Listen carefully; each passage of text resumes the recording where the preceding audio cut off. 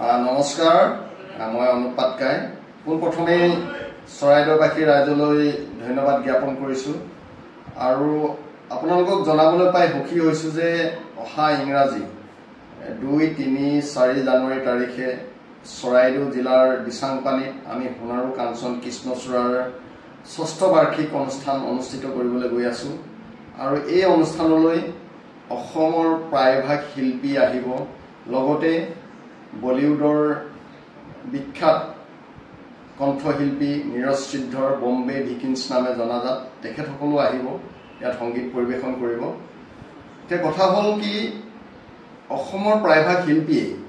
আমাৰ এই অনুষ্ঠানলৈ যিসকল শিল্পী আহে তেওঁলোকৰ বেছিভাগেই মাননি নলয়, মাননি দিয়েহে। আমাৰ সোণাৰু কাঞ্চন কৃষ্ণচূড়াৰ অনুষ্ঠানটো অনুষ্ঠিত কৰিবলৈ বেছিভাগ শিল্পীয়ে মাননি দিয়ে। আৰু এইবাৰ যে আহিছে বম্বে ভিকিন্স, তেওঁলোকেও বিভিন্ন অনুষ্ঠানলৈ যাবলৈ যেনেধৰণে মাননি লয়, আমাৰ ক্ষেত্ৰত বিশেষকৈ সোণাৰু কাঞ্চন কৃষ্ণচূড়াৰ ক্ষেত্ৰত আমাৰ অনুষ্ঠানৰ ক্ষেত্ৰত তেখেতসকলে ইমান মাননি লোৱা নাই।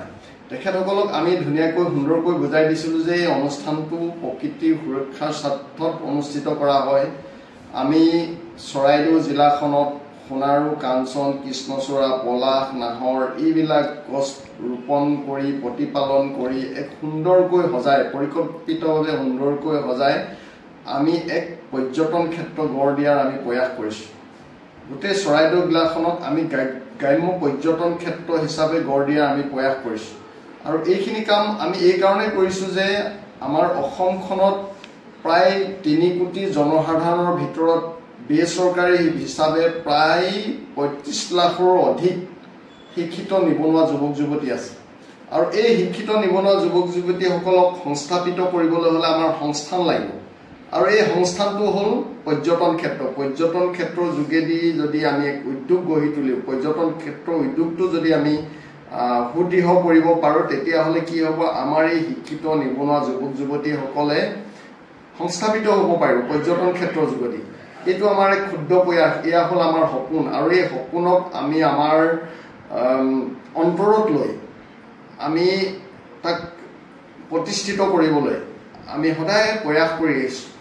আমি সদায় চেষ্টা কৰি আহিছোঁ। আমাৰ সপোনক আগত ৰাখি আমি যিমানখিনি কষ্ট কৰিব লাগে, যিমানটো পৰ্যায়লৈকে যাব লাগে আমি সেইখিনি কষ্ট কৰিছোঁ। আমাৰ উদ্দেশ্য হ'ল সেইটোৱে। কিন্তু আমি আজিলৈকে কোনেও ক'ব নোৱাৰে যে আমি সোণাৰু কাঞ্চন কৃষ্ণচূড়া এইবিলাক পুলি ৰোপণ কৰিবলৈ আমি কাৰোবাৰ পৰা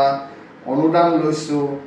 বা কোনো চৰকাৰী অনুষ্ঠানৰ পৰা অনুদান লৈছোঁ, তেনে কোনো কথা আপোনালোকেও প্ৰমাণ কৰিব নোৱাৰে আৰু আমিও লোৱা নাই।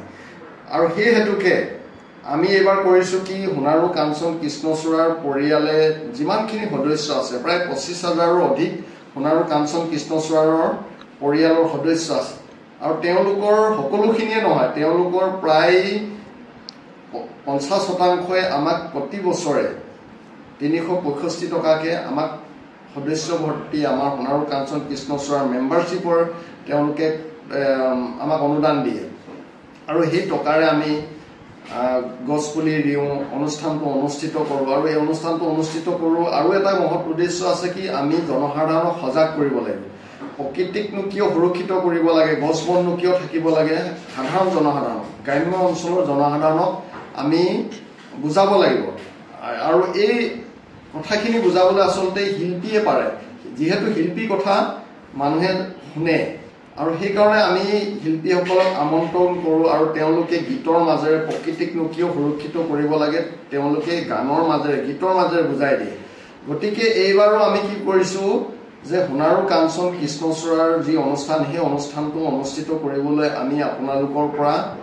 100 টকাকৈ অনুদান বিচাৰিছোঁ। মানে আপোনালোকক মেম্বাৰশ্বিপ কৰিব বিচাৰিছোঁ যে আপোনালোকে যদি প্ৰকৃতিক ভাল পায় তেতিয়াহ'লে আমাৰ সোণাৰু কাঞ্চন কৃষ্ণচূড়াৰ পৰিয়ালত আপোনালোকো এজন সদস্য হওক আৰু সেইকাৰণেহে আমি এই বছৰটো প্ৰতিজন ব্যক্তিৰ পৰা আমি 100 টকাকৈ মাননি বিচাৰিছোঁ আৰু এই মাননি লৈ আমি আপোনালোকক প্ৰতিশ্ৰুতি দিছোঁ যে অনাগত বছৰত মানে 2026 বৰ্ষত আমি গোটেই চৰাইদেউ জিলাখনতেই সোণাৰু কাঞ্চন কৃষ্ণচূড়া পলাশ পৰিকল্পিতভাৱে ৰোপণ কৰি চোৱা চিতা কৰি প্ৰতিপালন কৰি আমি ডাঙৰ দীঘল কৰিম বুলি আপোনালোকক আগত প্ৰতিশ্ৰুতি দিছোঁ আৰু চৰাইদেউ জিলাখনত আৰু বেছি সংখ্যক নাই আৰু খুব সম্ভৱ 30-40খন গাঁও আছে এই গাঁওকেইখনক যদি আমি সোণাৰু কাঞ্চন কৃষ্ণচূড়াৰ ৰঙীন ৰঙেৰে যদি আমি ভৰাই দিব পাৰোঁ অনাগত দিনত হয়তো 2-3 বছৰ পিছত গোটেই চৰাইদেউ জিলাখন ৰঙীন হৈ পৰিব আৰু এই জিলাখনলৈ পৰ্যটকৰ সুদ বব আৰু পৰ্যটকৰ সুদ বলে আমাৰ নিবনুৱা শিক্ষিত যুৱকসকল নিবনুৱা আছে তেওঁলোকে বিভিন্ন পন্থাৰে এই টুৰিজিম ক্ষেত্ৰখনত পৰ্যটন ক্ষেত্ৰখনত তেওঁলোকে সংস্থাপিত হ'বলৈ বাট বিচাৰি পাব বিশেষ নকওঁ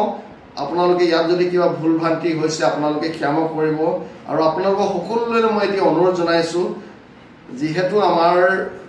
সোণাৰু কাঞ্চন কৃষ্ণচূড়াৰ মহোৎসৱত বিভিন্ন ধৰণৰ খাদ্য সমাৰোহ হয় তাত বিভিন্ন ধৰণৰ বাণিজ্য হয় সেই বাণিজ্য মেলাত আপোনালোকে অংশগ্ৰহণ কৰক আমাৰ থলুৱা লোকসকলে অংশগ্ৰহণ কৰি আপোনালোকে স্বাৱলম্বী হওক আৰু আপোনালোকেও এই অনুষ্ঠানলৈ আহি 100 টকা অনুদান হিচাপে দি আমাক স্বাৱলম্বী কৰক সোণাৰু কাঞ্চন কৃষ্ণচূড়াৰ পৰিয়ালক আপোনালোকে এক ষ্ট্ৰং এক গঠনমূলক আদৰ্শৰে এক সুদৃঢ় সংগঠন হিচাপে গঢ়ি তোলাত প্ৰকৃতিৰ সুৰক্ষাৰ ক্ষেত্ৰত আগবাঢ়ি এটা অনুষ্ঠান হিচাপে গঢ়ি তোলাত আপোনালোকে সহায় সহযোগিতা আগবঢ়াব বুলি মই আশা ৰাখিলোঁ ধন্যবাদ